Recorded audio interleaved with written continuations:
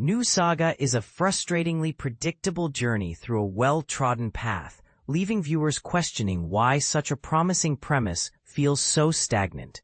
At its core, this anime adaptation of Masayuki Abe's novel is a cautionary tale about how even the most intriguing concepts can become dull if not handled with creativity. Let's break down what makes this series both compelling and deeply disappointing.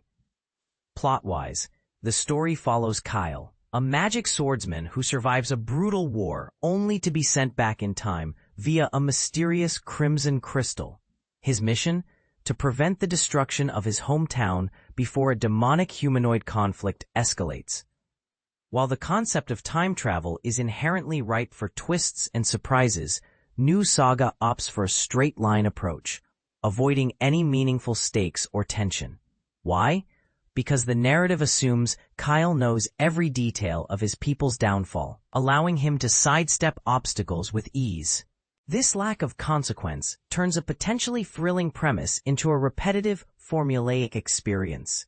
The show's biggest flaw lies in its refusal to challenge the viewer. Kyle's journey is so effortless that it feels like a passive exercise in nostalgia rather than a dynamic exploration of consequences.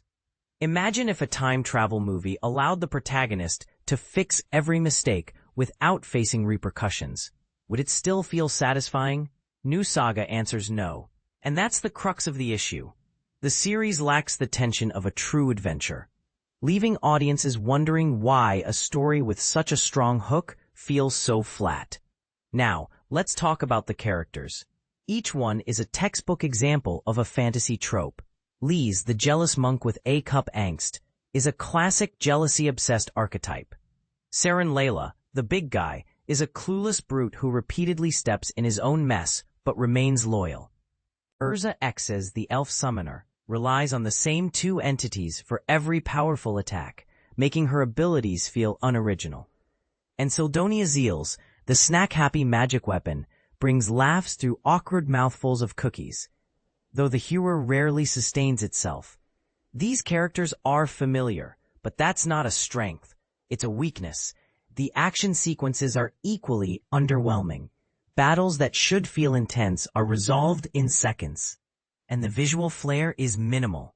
Even the climactic final fight feels like a missed opportunity, as if the creators were more interested in showing off the setting than delivering a meaningful showdown.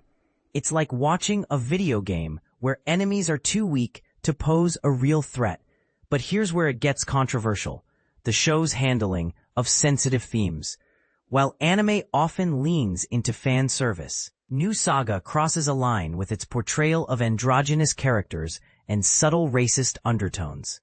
These elements, though not outright offensive, feel out of place in a story that otherwise prides itself on being unique.